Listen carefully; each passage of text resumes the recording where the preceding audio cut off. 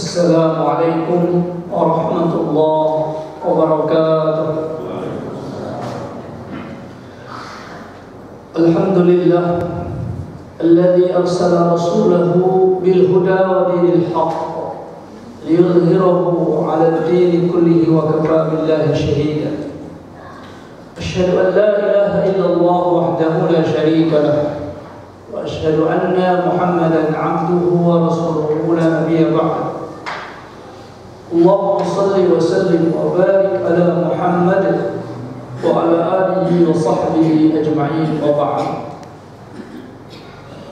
Ikhwati wa akhawati rahimakumullah jami'an. Di pertemuan kali ini kita membahas satu hal yang banyak diperbincangkan dan dipertanyakan tentang kedudukan kedua orang tua Rasulullah sallallahu alaihi wasallam.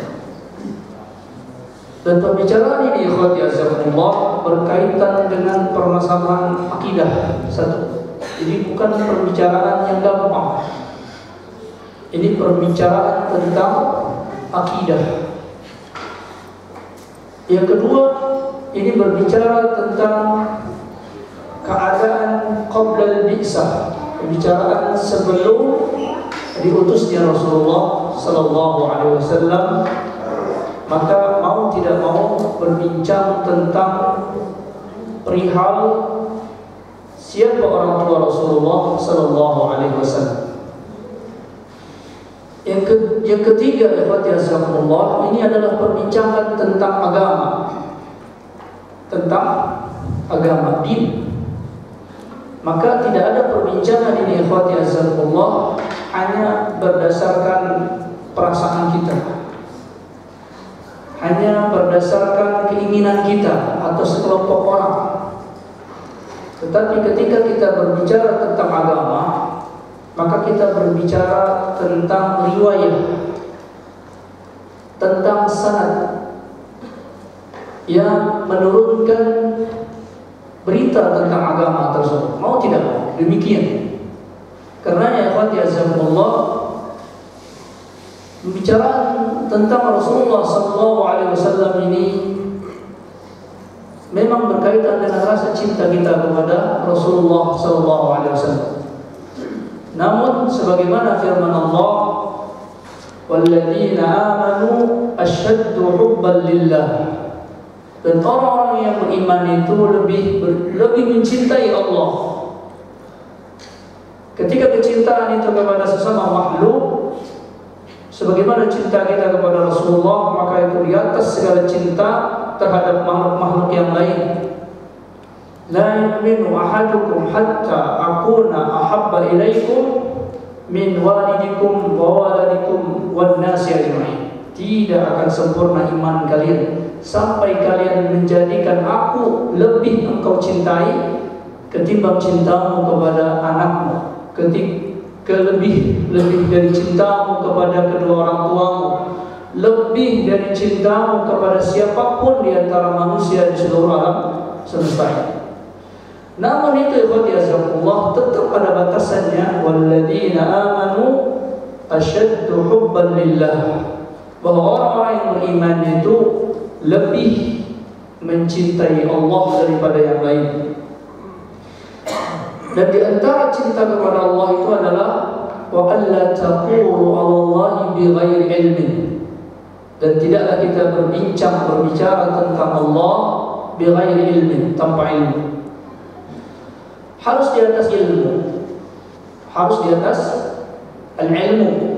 Dan berbincang tentang Rasulullah SAW, maka itu sama saja dengan berbincang atas nama Allah Tabaraka wa Ta'ala, karena beliau adalah utusan Allah Tabaraka wa Ta'ala. Wallahu a'lamu haitsu yaj'alu risalatah, dan Allah yang paling tahu tentang di mana Allah meletakkan risalahnya. Maka kita perbincangkan itu ikhwati azakumullah. Dan alhamdulillah kita telah dipaparkan oleh para ulama terdahulu tentang keadaan riwayat-riwayat berkenaan dengan kedua orang tua Rasulullah SAW. Maka di sini posisi kita adalah menukil menukilkan, bukan berbicara di atas pendapat kita, menukilkan. Dan kita telah diberikan oleh Allah Ta'ala al-uqul, akal-akal yang diberikan karunia tentang kaidah-kaidah bagaimana menerima kebenaran itu. Maka di sini saya akan bacakan apa yang dituturkan oleh Al-Imam Ibnu Katsir dan sejumlah para ulama tentang kedudukan orang tua Rasulullah sallallahu alaihi wasallam. Di sini Imam Ibnu Katsir menyebutkan sanad-sanad hadis karena majelis kita ini terbatas, maka saya akan hanya menyebutkan sanad sampai kepada para sahabat saja dan matan dari hadis, kemudian takhrij yang disebutkan oleh para ulama tentang hadis-hadis tersebut. Kemudian Al-Imam Ibnu Katsir mengatakan tentang hadis yang sampai sanadnya kepada Ibnu Buraidah an abihi, dari bapaknya, qala, dia berkata, kharajna ma'a Rasulillah sallallahu alaihi wasallam, kami keluar bersama Rasulullah sallallahu alaihi wasallam, hatta idza kunna budan biwadi, sampailah kami di sebuah lembah. Qala, kemudian Rasulullah SAW berkata, maka nakum hatta atikum, maka nakum ay ibqu fi makanikum, atau abqau fi abqau makanakum, tetaplah kalian di tempat kalian, berhenti di sini kalian, hatta atikum, sampai aku datang menjumpai kalian. Jadi Rasulullah menghentikan para sahabat di sebuah tempat dan dia mengatakan, kalian tetap di sini sampai aku mendatangi kalian. Fantalaqa, dan pergilah Rasulullah SAW. Kemudian setelah pergi, tsumma ja'ana, kemudian beliau balik menjumpai kami, wa huwa saqimun, dan beliau dalam keadaan sakit.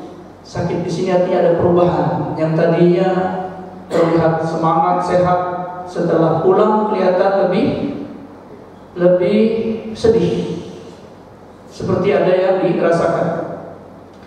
Faqala, maka Rasulullah SAW bersabda, inni ataitu qabra ummi Muhammadin, sesungguhnya aku telah mendatangi kubur ibu Muhammad. Jadi ibu beliau sendiri.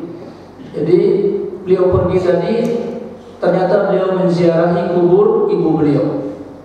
Fasa'altu rabbi syafa'ata, maka aku memohon kepada Rabbku asy-syafa'ata, syafa'ah, yakni laha, yaitu syafaat, jadi kedudukanku, aku minta ampun kepada Allah untuk ibuku. Ini yang dimaksud syafaat, ya. Jadi memintakan ampunan untuk ibu beliau. Famana'aniha, ya, famana'aniha, maka Allah mencegahku dari syafaat tersebut. Jadi tidak memberikan syafaat itu untukku, melarangku. Wa inni kuntu nahaitukum an ziyaratil kubur, dan sesungguhnya dahulu aku pernah melarang kalian ziarah kubur. Fazuruha, maka ziarahilah kubur tersebut. Wa kuntu nahaitukum an luhumil adahi, dan dahulu aku pernah melarang kalian memakan daging-daging korban ba'da salasati ayyamin, setelah 3 hari. Ya, setelah hari tasyrik maka daging kurban itu haram dimakan. Jadi tidak boleh disimpan, harus dibagikan pada hari itu dan dimakan pada hari itu. Kalau lebih dari 3 hari maka daging kurban itu diharamkan. Tapi kata Rasulullah, fakulu, maka sekarang boleh kalian simpan dan kalian makan kapanpun. Wa amsiku, dan boleh kalian simpan, boleh kalian makan, boleh kalian simpan, ma badalakum, apa yang menjadi kebaikan bagi kalian. Disebutkan oleh para ulama karena di awal-awal Islam kaum muslimin itu banyak yang miskin, sehingga kalau orang mengambil daging lebih dari jatahnya, sehingga lebih dari 3 hari, khawatir yang lain tidak kebagian, maka tidak boleh menyimpan daging kurban, dibagikan semuanya. Tapi setelah umat Islam begitu banyak dan banyak yang berkorban sehingga daging kambing itu berlebih, maka Rasulullah SAW membolehkan untuk menyimpan daging korban itu dan memakannya kapanpun mereka memerlukannya. Kemudian kata Rasulullah, wa nahaitukum anil ashribah fi hadhihi al-awiyah, dan aku melarang kalian dari meminum dari wadah ini.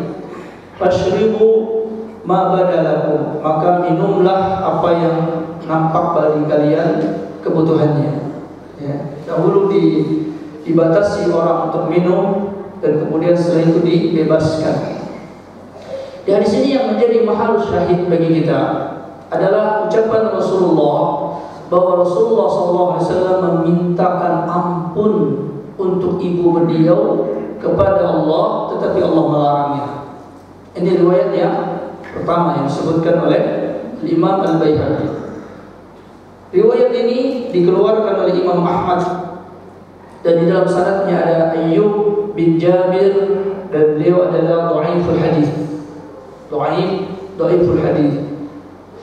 Dan dijelaskan oleh Syekh Al-Albani di dalam Sahih Sirah Nabawiyah tentang kelemahan hadis ini. Kemudian ada lagi hadis dari jalan yang lain dari Al-Imam Al-Baihaqi dari sahabat Sulaiman bin Buraidah an abihi, sama dengan hadis yang di atas tadi.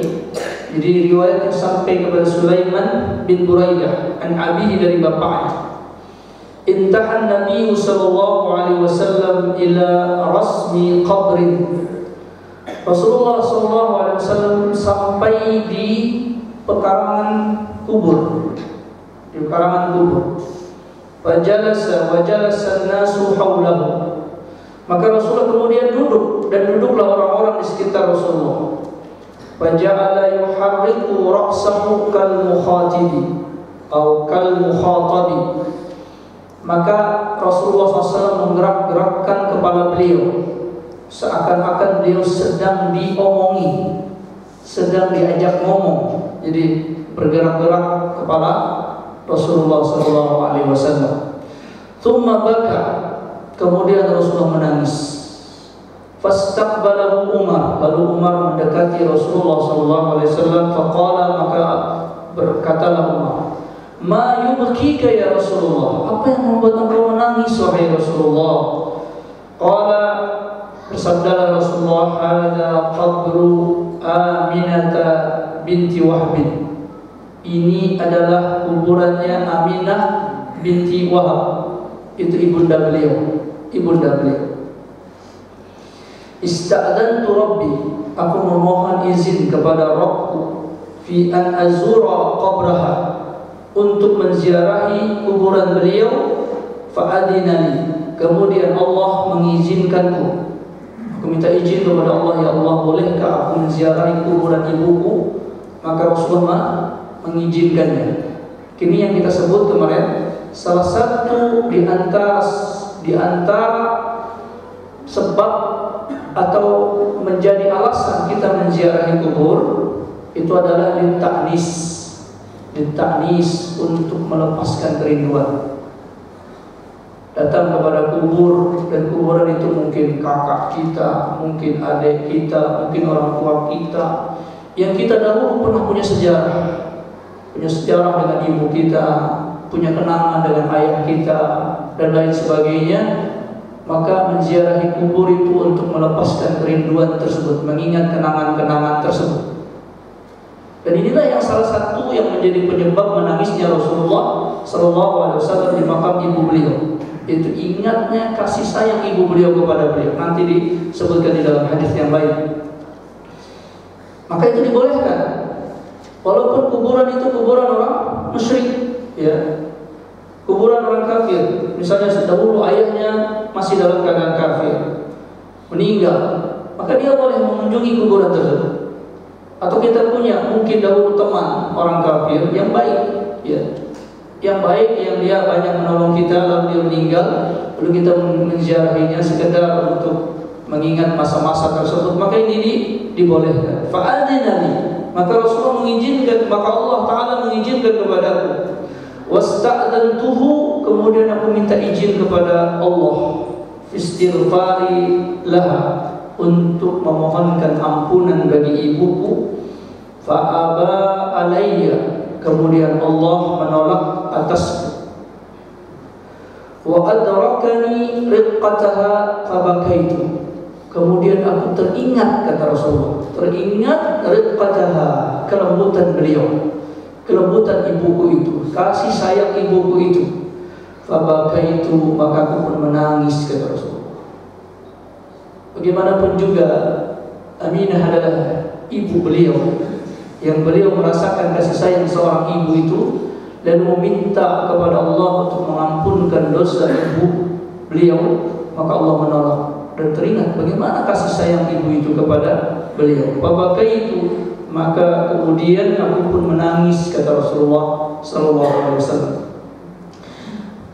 Qala, berkata Umar bin Khattab, "Fama ru'iyat sa'atan aktsara bakiyan min tilka as-sa'ah." Dan tidak pernah terlihat Rasulullah SAW itu menangis dengan tangisan yang lebih banyak daripada hari itu, daripada saat itu, yaitu ketika beliau mengunjungi kuburan ibu beliau dan memintakan ampun kepada Allah untuk ibu beliau, dan kemudian ditolak oleh Allah Subhanahu wa ta'ala. Hadis ini ikhwatiyakumullah dikeluarkan oleh Ibnu Abi Syaibah di dalam Musannaf dan Ibnu Sa'ad di dalam Tabaqah Al-Kubra, dan dinyatakan sahih oleh para ulama. Kemudian sampai hadis kepada Abdullah bin Mas'ud. Sampai hadis kepada Abdullah bin Mas'ud. Kharaja Rasulullah sallallahu alaihi wasallam yanzuru ila al-maqabir. Rasulullah keluar dan kemudian melihat ke beberapa kuburan. Wa kharajna ma'ahu, dan kami pun keluar bersama Rasulullah sallallahu alaihi wasallam. Fa amarna, kemudian Rasulullah memerintahkan kami. Fajalasna, kemudian kami duduk. Summa takhti al-qubura hatta intaha ila qabrin minha. Kemudian Rasulullah berjalan di kubur tersebut sampai beliau berhenti di salah satu kubur tersebut. Fanajahu tawilan, kemudian beliau bermunajat di kubur tersebut. Bermunajat di sini meminta kepada Allah. Jadi beliau ziarah kubur dan bermunajat kepada Allah untuk apa? Untuk ahli kubur. Untuk ahli kubur. Tsumma irtafa'a nuhibu Rasulullah sallallahu alaihi wasallam baqiya. Kemudian Rasulullah bangkit dalam keadaan yang terdengar beliau menangis. Beliau menangis. Fabakaina libukai Rasulullah sallallahu alaihi wasallam. Maka kami pun menangis dengan tangisan Rasulullah sallallahu alaihi wasallam. Walaupun para sahabat ini enggak ngerti Rasulullah menangis karena apa, tapi mereka selalu mengikuti Rasulullah SAW dalam setiap keadaan beliau, karena para sahabat tahu setiap perbuatan Rasulullah SAW mesti ibadah. Sampai buka, sampai nangisnya Rasulullah SAW pun ibadah. Karenanya para sahabat pun menangis tanpa tahu sebabnya.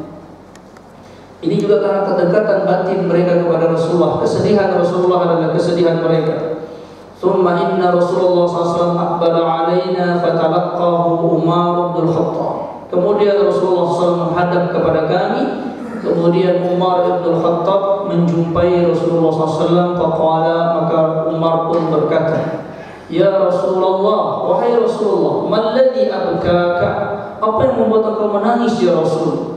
Laqad abkana wa abza'na. Dan sesungguhnya kami pun menangis dan kami pun merasa kaget engkau menangis. Faja'a fajalasa ilaina. Kemudian Rasulullah sallallahu alaihi wasallam datang mendekat kepada kami, kemudian dia duduk di sekitar kami, kemudian dia berkata, "Abza'ukum bukai?" Apakah tangisanku mengagetkan kalian? Kata Rasul. Maka para sahabat mengatakan, "Na'am, iya ya Rasulullah." Qala, sungguhnya Rasulullah SAW bersabda, "Innal qabra alladhi ra'aitumuni unaji." Sungguhnya kubur yang kalian lihat aku bermunajat di kuburan tersebut itu berbisik-bisik. Munajat itu artinya berbisik-bisik dengan suara lirih. mengadu, menghibah, itu namanya munajat. Itu adalah qabru Aminah binti Wahab. Itu adalah kuburnya Aminah binti Wahab. Wa inni ista'adantu rabbi fi ziyaratiha fa'adina li. Kemudian aku minta izin kepada Rabbku untuk menziarahi kuburan ibuku itu. Fa'adina li, kemudian Allah mengizinkan aku. Wasta'adantu rabbi fil istighfar laha falam ya'zan li fihi. Kemudian aku pun meminta izin kepada Allah untuk memintakan ampun bagi ibuku. Falam ya'zan li, kemudian Allah tidak mengizinkan bagiku fihi, di dalam istighfar tersebut. Ikhwati azakumullah, apa sebab Allah menolak istighfar Rasulullah untuk ibu beliau? Maka disebutkan sebabnya. Wa nazala alayya, dan turunlah kepadaku firman Allah. Turunlah kepadaku firman Allah, yaitu surat Taubah ayat 113 ayat 114. Itu maka lin nabi, sungguh tidaklah pantas, lin nabi, bagi nabi, walladzina amanu, dan orang-orang yang beriman yang mengikuti Nabi sallallahu alaihi wasallam. Apa yang tidak pantas? An yastaghfiru lil musyrikin, untuk memintakan ampunan bagi orang-orang musyrik, walau kanu uli kurba, walaupun orang-orang musyrik itu termasuk kerabat, termasuk keluarga, mimba bima tabayyana lahum, setelah jelasnya bagi mereka, annahum ashabul jahim, bahwa sungguhnya mereka adalah penduduk neraka Jahannam. Itu wafat di dalam keadaan tidak berislam. Itu yang dimaksud tabayyan. Karena kalau orang hidup masih apa? Masih mungkin kan mereka bertaubat, mungkin masih mereka masuk Islam. Tapi tabayyana lahum, maksud tabayyana ay annahum tawaffawna ala syirki, yaitu mereka meninggal di atas kesyirikan. Innallaha la yaghfiru an yushraka bihi wa yaghfiru ma duna dzalika liman yasha. Kemudian ayat selanjutnya, wa ma kana istighfaru Ibrahim li abihi illa mau'idatin wa'adaha iyyahu. Dan tidaklah ada istighfar Ibrahim kepada bapaknya kecuali dari janji yang telah dia janjikan itu kepada ayahnya. Jadi dia hanya menunaikan janji dia kepada ayahnya, bukan permintaan kepada Allah, karena Allah sudah menolak. Tapi karena sudah janji sama ayahnya, maka Ibrahim pun mengucapkan istighfar. Tapi istighfar Ibrahim ini tidak bermanfaat bagi ayah beliau. Itu hanya sekedar untuk apa? Menunaikan janji. Karena Nabi Ibrahim pernah menjanjikan istighfar, yaitu ketika Nabi Ibrahim dimarahi oleh ayahnya, ketika Ibrahim mengajak ayahnya untuk berislam, yaitu di dalam surah Asy-Syu'ara. Ya, ketika diusir oleh ayahnya, maka Ibrahim mengatakan, "Sa'astaghfiru laka rabbi innahu kana bi hafiya." Atau di dalam surah Maryam, ya. Maka Ibrahim berkata kepada ayahnya, "Saya akan mintakan ampunan engkau kepada Allah. Inna rabbi hafiya." Yes. Wa kana rabbi hafiya, dan adalah Rabbku adalah Maha lembut, ya. Tapi kemudian Allah menolak istighfar Ibrahim tersebut, ya. Karena ayat selanjutnya, falamma tabayyana lahu, dan telah jelaslah, ketika telah jelas bagi Ibrahim, annahu, sungguhnya ayahnya aduwwullah, musuh Allah, tabarra'a minhu, maka berlepas dirilah Nabi Ibrahim kepada ayahnya itu. Inna Ibrahim la'awwahun halim, padahal sesungguhnya Ibrahim itu anak atau seorang manusia yang sangat perasa, yang sangat perasa, sangat lembut, sangat bijaksana. Maka itu pun beliau mengikuti apa yang ditetapkan oleh Allah Subhanahu wa ta'ala. Rasulullah SAW tidak bisa mengklaim, Nabi Ibrahim tidak bisa mengklaim apa yang dikatakan oleh Allah mereka terima. Dan para nabi ini, ikhwati azakullah, memiliki perasaan yang halus, lembut, sehingga mereka pun tetap menahan rasa kesedihan tersebut. Dan terbukti Rasulullah SAW menangis, dan dikatakan oleh Umar tidak pernah terlihat beliau menangis yang lebih sedih daripada hari itu. Juga ada hadis dari Abu Hurairah yang senada, ya, yang senada tentang permasalahan itu. Juga hadis Anas bin Malik. Ya. Hadis Anas bin Malik ini berkenaan dengan bapaknya Rasulullah SAW. Tadi tentang ibu beliau. Ini tentang bapaknya Rasulullah SAW. Hadis Anas bin Malik yang diriwayatkan oleh Imam Muslim, hadis ini sahih, tentang bapaknya Rasulullah SAW sampai sanadnya kepada Anas bin Malik. Dia mengatakan, anna rajulan, ada seseorang, qala berkata, ya Rasulullah, wahai Rasulullah, aina abi, di manakah bapakku? Qala, Rasulullah mengatakan, finnar, di neraka. Di neraka. Falamma qafa, ketika dia membalikkan badannya, qafa itu artinya tengkuk, ya. Jadi ketika dia menunjukkan tengkuknya kepada Rasulullah, dia sudah mau berbalik. Da'ahu, kemudian Rasulullah memanggil orang tersebut. Faqala, kemudian Rasulullah bersabda, inna abi, sesungguhnya ayahmu, wa abaka, dan ayahmu, finnar, dalam neraka.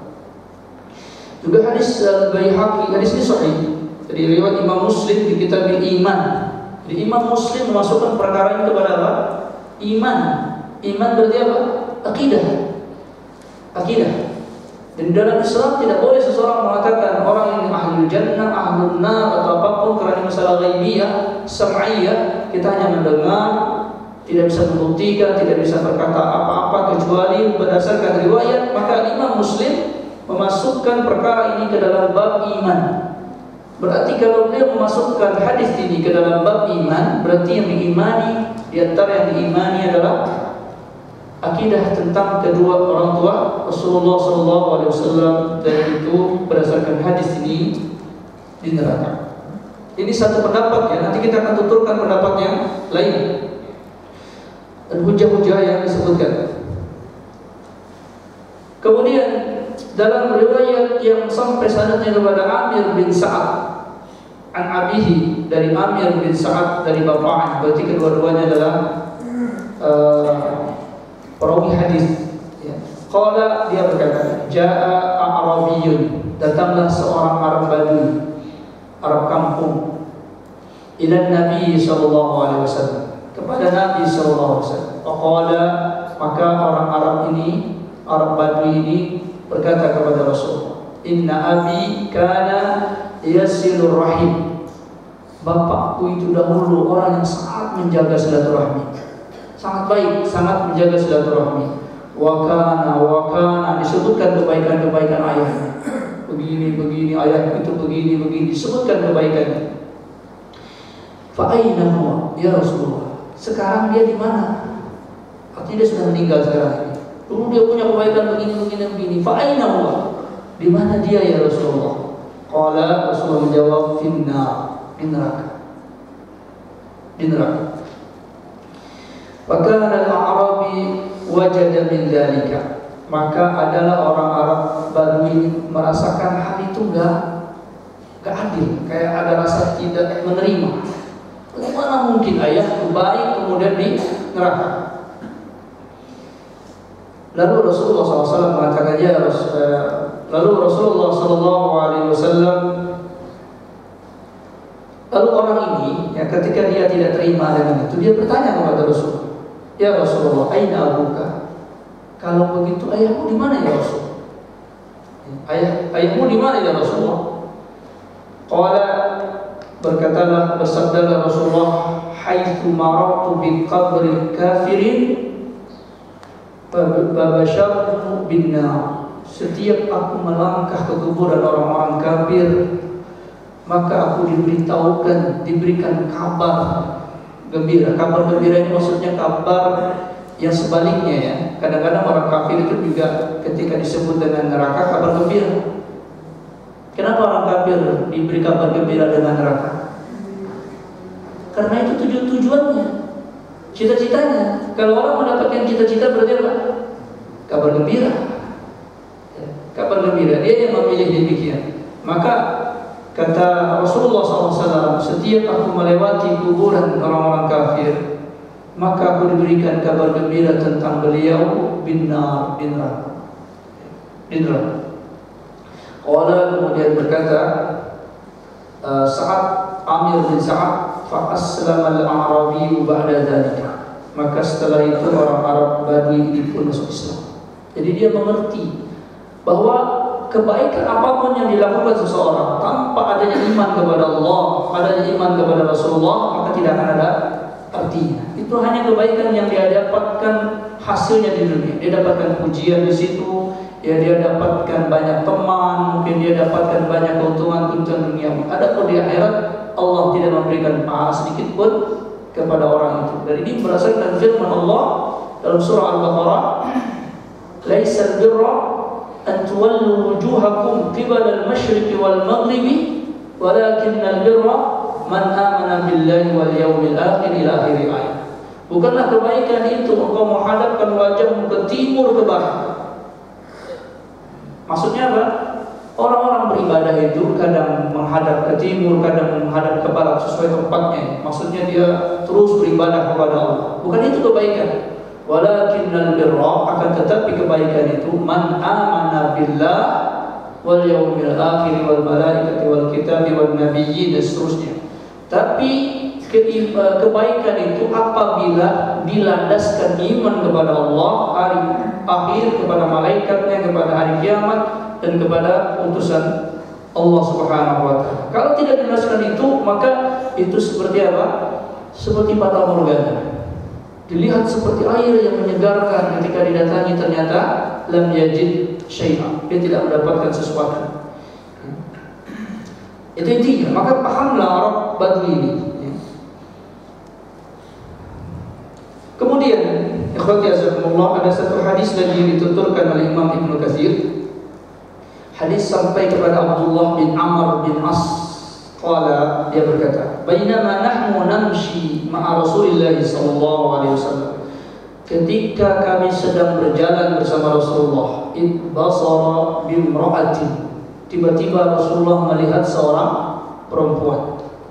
La yazunnu annahu arafaha. Aku menyangka, kata Abdullah bin Amr, Rasulullah tidak mengenali perempuan tersebut karena masih jauh. Dilihat ada perempuan yang datang, masih jauh. Falamma tawassata at-tariqa, dan ketika sudah pertengahan jalan, waqafa, berhentilah Rasulullah hatta tahat ilaihi, sampai perempuan itu berhenti di hadapan Rasulullah sallallahu alaihi wasallam.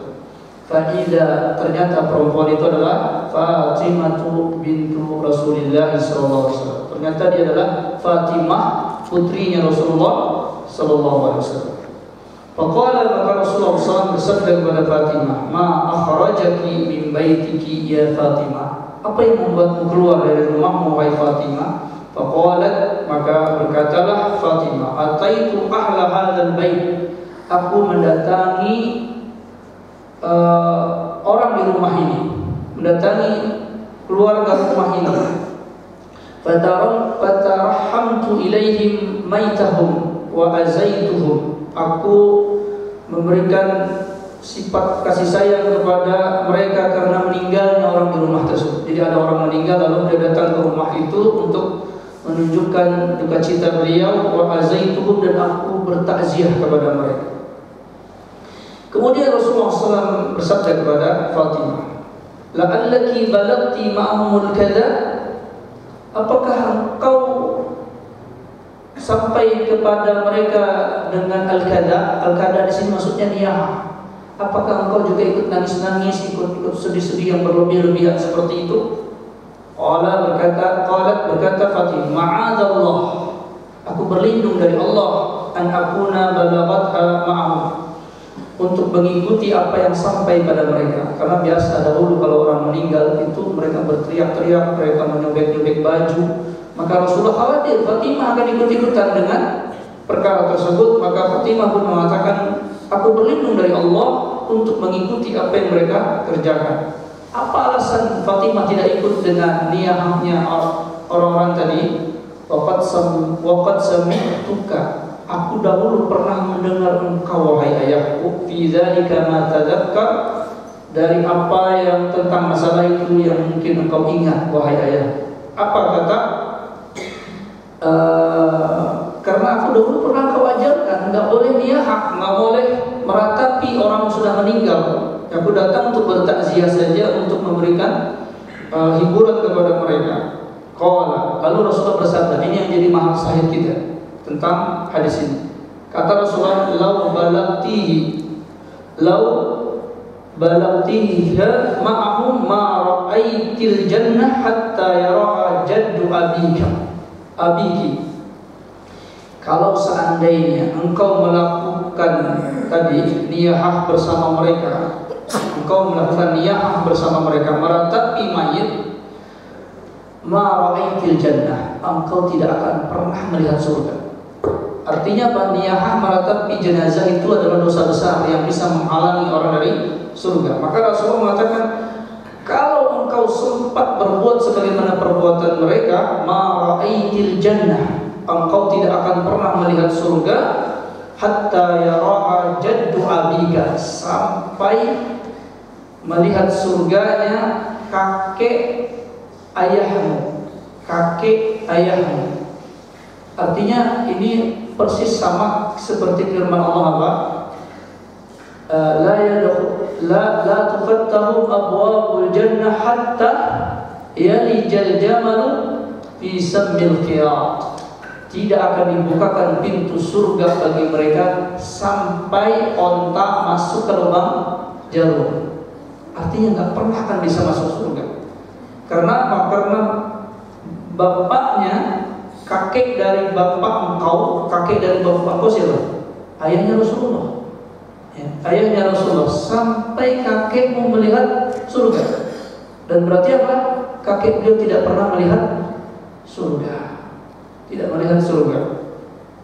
Hadis ini diriwayatkan oleh Abu Daud di dalam kitab Janaiz, oleh An-Nasa'i juga di dalam kitab Janaiz, Imam Ahmad juga. Namun hadis ini alhamdulillah dha'afahu Syekhul Albani fi Dha'if Sunan Abi Daud wa Dha'if Sunan Nasa'i. Didhaifkan oleh Syekhul Albani baik yang ada di dalam Sunan Abi Daud dan Sunan An-Nasa'i. Tapi berdasarkan syahid yang tadi disebutkan,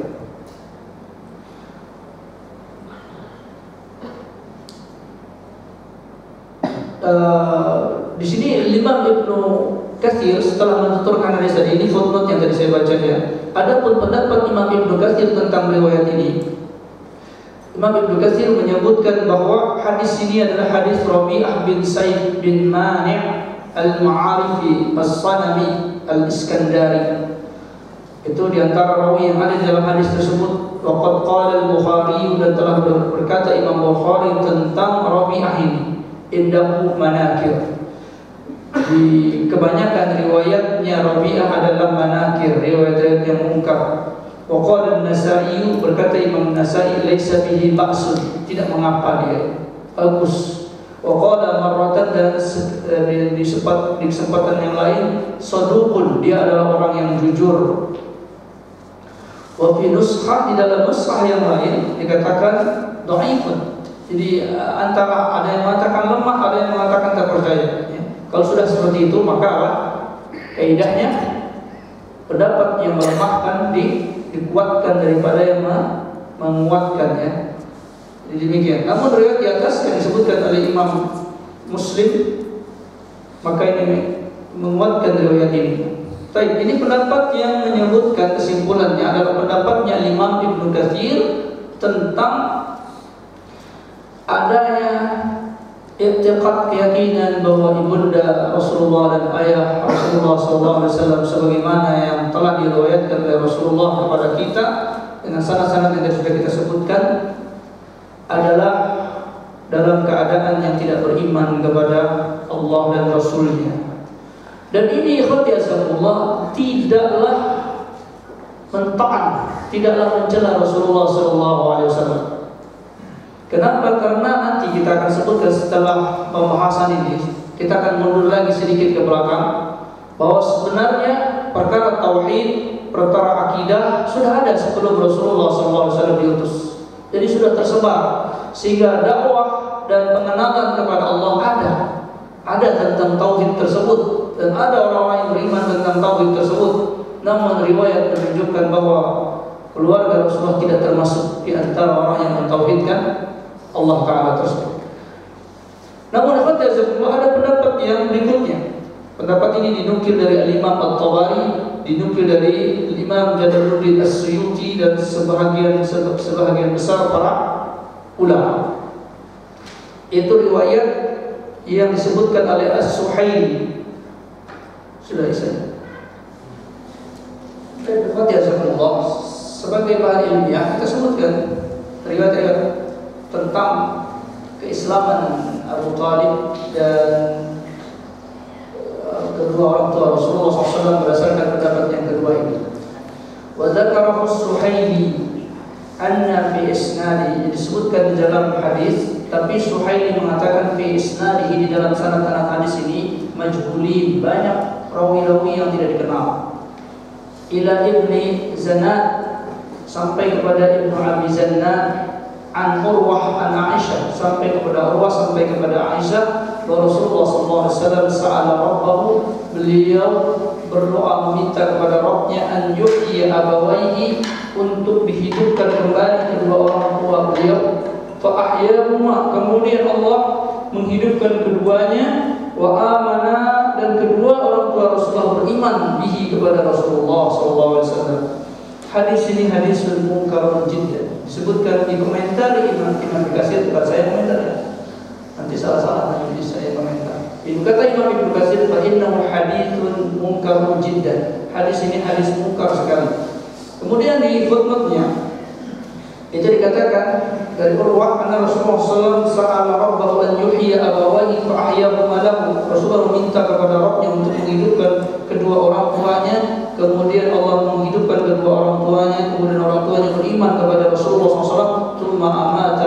Tsumma amatahuma, kemudian diwafatkan kembali oleh Allah. Jadi dihidupkan kembali orang tua Rasulullah setelah orang tua Rasulullah hidup, lalu bersyahadat beriman kepada Rasulullah. Setelah itu diwafatkan kembali.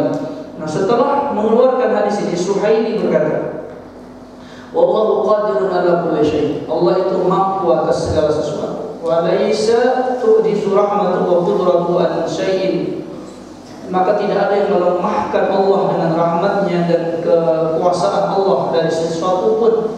Wa nabiyyu sallallahu alaihi wasallam, dan nabinya yaitu Nabi Muhammad sallallahu alaihi wasallam, ahlun an yuhtassa bima syaa, maka Nabi Muhammad ini memang ahlinya, dia memang pantas untuk dikhususkan oleh Allah bima syaa, dengan sesuatu yang dikehendaki Allah, min fadlihi, dari keutamaan Rasulullah, wa yun'imu alaihi, dan memberikan nikmat kepada Rasulullah bima syaa, dengan sesuatu yang dikehendaki Allah, min karamatihi, dari kemuliaan Allah. Kemudian Imam Al-Imam Qurtubi juga termasuk diantaranya yang mengatakan ibunda Rasulullah dan ayah Rasulullah adalah beriman. Qala Al-Qurtubi, berkata Imam Al-Qurtubi, dan kita kenal Imam Al-Qurtubi adalah seorang ulama tafsir yang masyhur, yang sangat mulia, yang sangat banyak ilmunya. Kata beliau, la ta'arudha baina hadithi ihya wa haditsin nahyi anil istighfar, tidak ada pertentangan antara hadis Rasulullah menghidupkan kedua orang tuanya dan hadis larangan mengucapkan istighfar. Ya, fa inna ihyahuma mutaakhirun anil istighfar, bahwa riwayat tentang Rasulullah menghidupkan kedua orang tuanya ini riwayat mutaakhir, riwayat belakangan, sementara hadis istighfar itu hadis terdahulu. Maka apa dalilnya? Dalilnya hadis Aisyah anna dzalika kana fi hajjatil wada', bahwa permintaan Rasulullah menghidupkan orang tuanya itu adalah di haji wada'. Di haji wada, berarti haji wada kan menjelang wafatnya Rasulullah SAW. Sementara istighfar itu kisah Rasulullah bersama para sahabat di Madinah. Wa lidzalika ja'ala Ibnu Syihrin, maka dengan riwayat ini Ibnu Syihrin nasikhan, menjadikan riwayat menghidupkan orang tua Rasulullah menasakh larangan tentang memintakan ampunan, ya, karena orang tua Rasulullah sudah beriman. Lima dzakarahu min al-akhbar. Wa qala al-Allamah Ibnu al-Munir al-Maqi fi fil Muqtafa, dan berkata Imam Ibnul Munir Al-Makki fil Muqtafa di dalam kitab dia Al-Muqtafa, waqad waqa'a li nabiyyina sallallahu alaihi wasallam, telah terjadi kepada nabi kita sallallahu alaihi wasallam ihya'ul mauta, menghidupkan orang mati, nadhiru ma waqa'a li Isa bin Maryam, sebagai perbandingan dengan Isa ibnu Maryam. Kalau Isa ibnu Maryam saja bisa menghidupkan orang mati, maka Rasulullah lebih mulia dari Isa. Maka tentunya Rasulullah lebih bisa lagi menghidupkan orang mati atas izin Allah, kata Al-Allamah Ibnul Munir. Wa jaa fi haditsin anna Nabiy sallallahu alaihi wasallam lamma mana min al-istighfar lil kuffar Allah an yuhyiya lahu abawayhi. Ketika Rasulullah SAW dilarang mengucapkan istighfar kepada orang-orang kafir, maka beliau pun berdoa untuk menghidupkan kedua orang tua beliau. Fa'ahyahuma, maka Allah pun menghidupkan keduanya. Lalu kepada beliau fa'amana bihi, kemudian kedua orang tuanya beriman kepada Rasulullah, wasaddaqahu, dan membenarkan keduanya kepada Rasulullah, wa mata mu'minin, dan keduanya meninggal di atas keimanan. Dan banyak sekali di antara juga Imam Jalaluddin As-Suyuti memberikan takwil bahwa yang dimaksud dengan bapaknya Rasulullah SAW di sini bukan bapaknya Rasulullah, tapi adalah paman beliau dan lain-lainnya. Ya. Namun demikian ikhwati azakumullah, di akhir tentang bab ini, Al-Imam Ibnu Katsir menuliskan suatu kata yang menyelesaikan perdebatan. Dan kita lebih enak, lebih bukan karena masalah ketidakcintaan kita atau kurangnya cinta kita kepada Rasulullah, tapi karena amanah ilmiah. Karena akidah itu harus dibangun di atas dalil yang kuat. Al-Imam Ibnu Katsir mengatakan, wa in kana mumkinan bin nazar, walaupun perkara itu mungkin enggak Rasulullah menghidupkan orang atas izin Allah? Mungkin, karena Nabi Isa dulu pernah menghidupkan orang mati atas izin Allah. Mungkinan bin nazar, secara ilmu teori, secara ilmu perdebatan mungkin. Kenapa itu? Illa qadratillah, ini adalah semuanya dikembalikan kepada qadar, kekuasaan Allah. Allah mampu, tidak ada yang mencegah Allah dari sesuatu yang mustahil. Tapi di terakhir ini lagi dia mengatakan, lakinil ladzi thabata fis sahih yu'ariduhu. Ini kata kuncinya. Lakinil ladzi, akan tetapi riwayat-riwayat thabata, yang telah kokoh riwayatnya, fis sahih, di dalam riwayat-riwayat yang sahih, yu'ariduhu, berlawanan dengan hadis menghidupkan tadi. Berlawanan dari sisi mana? Pertama dari sisi riwayat, tentang kekuatan riwayat sahih dengan dhaif. Apalagi ini masalah akidah, mana yang kita ambil? Sahih tentunya. Jadi secinta-cintanya Rasulullah SAW kepada ibu beliau nggak bisa. Apalagi kita secinta-cintanya kita kepada Rasulullah, tidak mungkin kita mengatakan ibunda Rasulullah, ayah Rasulullah menyelisihi apa yang dikatakan dan difirmankan oleh Allah Subhanahu wa taala. Adapun hakikatnya, keadaannya nanti di sisi Allah, maka Allah ahkamul hakimin, Allah Maha bijaksana. Maka kita hanya berbicara di atas apa? Riwayat. Adapun hal-hal itu, maka kita kembalikan kepada Allah dan kita berharap dengan kecintaan kita kepada Rasulullah, bahwa ayah ibunda Rasulullah di dalam rahmat Allah Subhanahu wa taala. Namun demikian kita tunduk di atas dalil-dalil tadi, ya, yang semua riwayat-riwayat tentang ihya, tentang hidupnya kedua orang tua Rasulullah, semua sanadnya adalah min manakir, maka dikatakan munkar jiddan. Apakah kita hanya menguatkan akidah kita di atas perkara-perkara yang dimungkirkan oleh para ulama?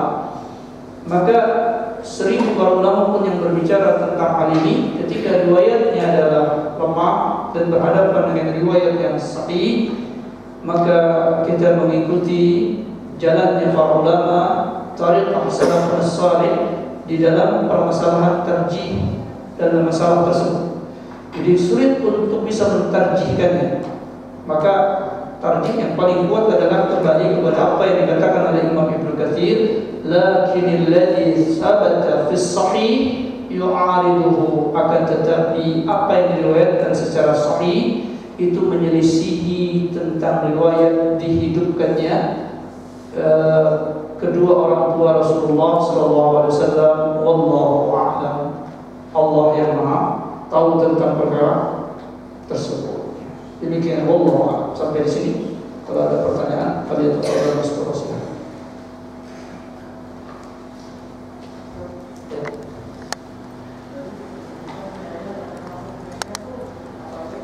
Apa ya?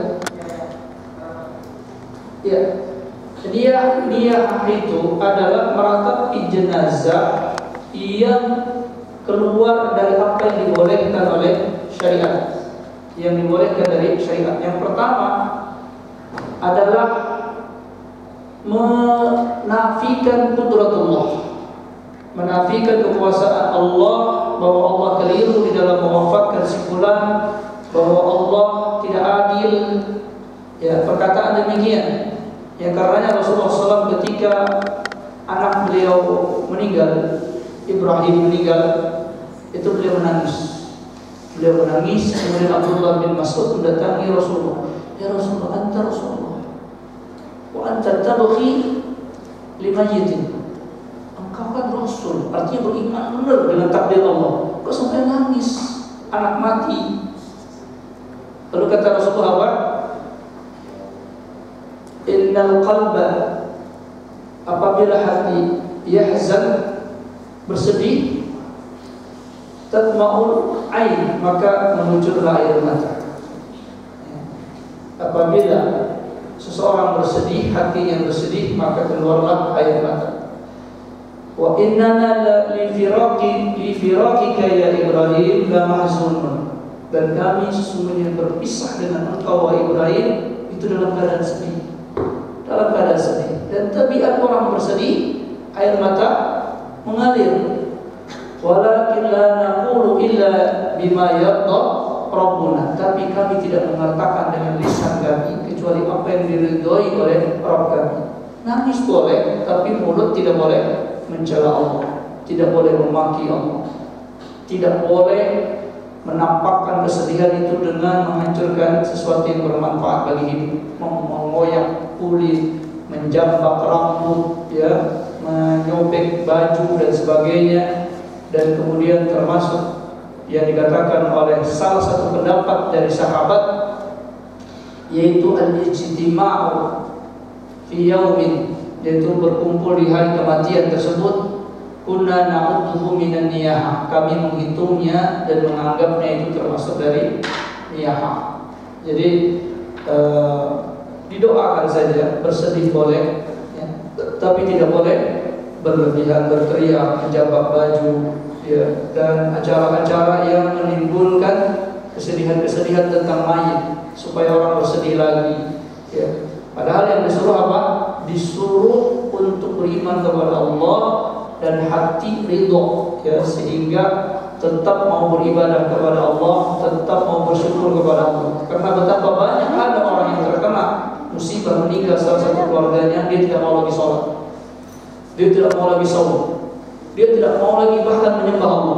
Nah, itu yang dikhawatirkan, dan itu yang menyebabkan dilarangnya niyahah tersebut. Karena niyahah merupakan wasilah ila syirk, wasilah yang membawa orang untuk syirik dan lari dari ibadah kepada Allah. Karenanya setiap orang yang membangkit-bangkitkan niyahah, maka dibalas oleh Allah, dia tidak akan bisa masuk surga.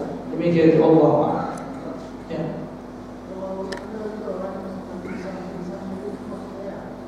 Ya, kalau pingsan itu ada tabiat dia,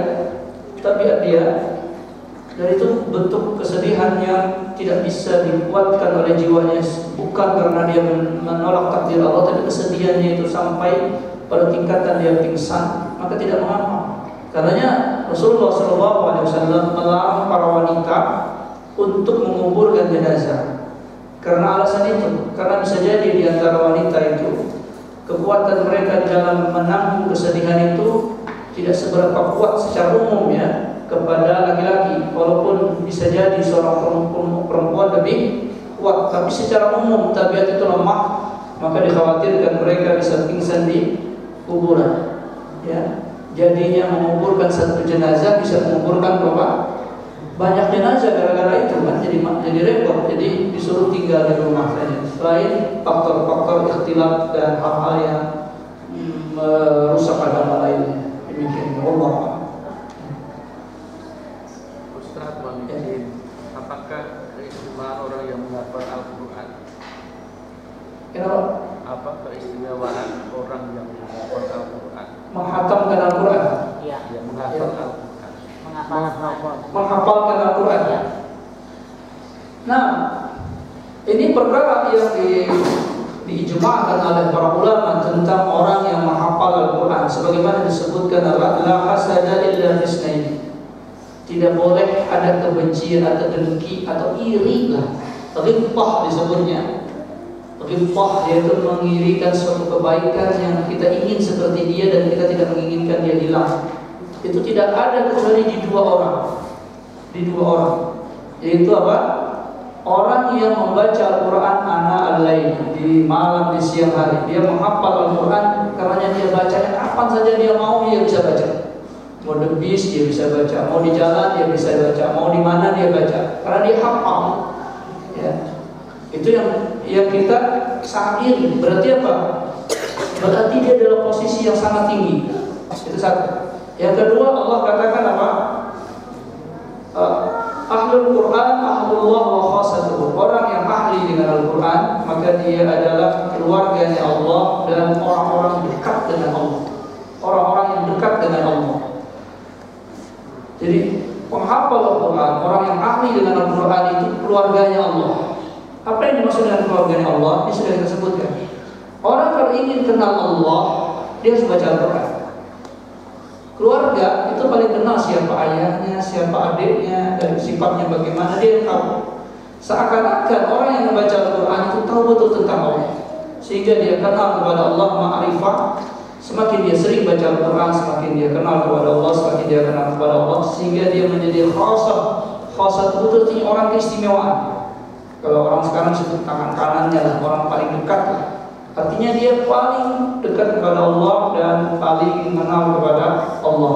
Ya tentunya syaratnya dia menghafalnya, kemudian dia memahaminya dan dia mengamalkannya. Ya kemudian juga disebutkan apa?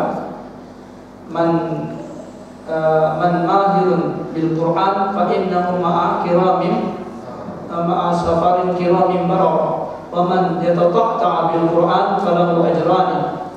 Barang siapa yang mahir dengan Al-Quran, maka dia bersama malaikat kiramin bararah.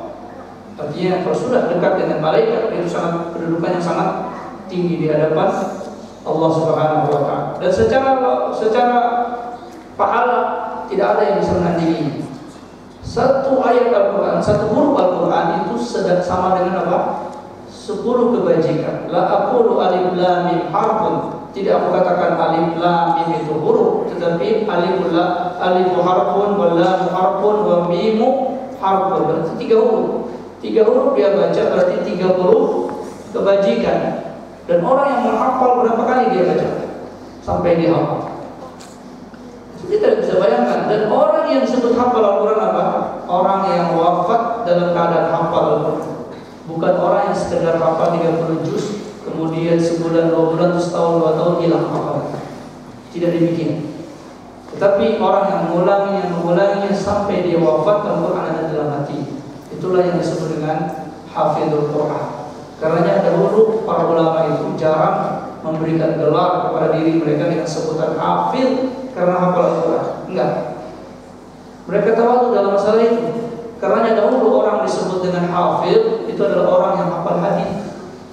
Hafal hadis 10.000 atau sejuta hadis baru dia diberi gelar al-hafiz. Tapi kalau dia hafal Al-Quran, mereka tidak berani menyebut diri mereka al-hafiz, karena itu harus persaksian dari Allah bahwa mereka wafat di dalam keadaan mereka hafal Al-Quran. Yang sekarang banyak orang hafal 30 juz sudah, ya, kemudian sibuk masalah dunia ini yang tinggal ketika dia meninggal cuma qul huwallahu ahad. Bahkan dahulu kita punya sahabat, punya teman hafal 30 juz. hafal 30 juz, kemudian masuk kuliah di UIN, masuk kuliah filsafat Islam. Filsafat Islam sampai dia mempelajari filsafat tersebut sampai dia tidak lagi begitu percaya kepada Al-Quran, kepada hadis, sampai hilang hafalannya.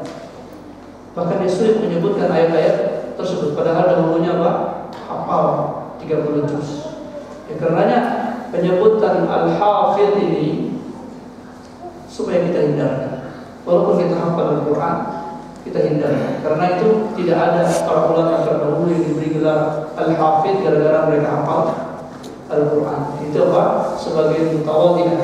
Ya, karena itu atas kehendak Allah dan di atas karunia dari Allah Subhanahu wa ta'ala. Wallahu a'lam.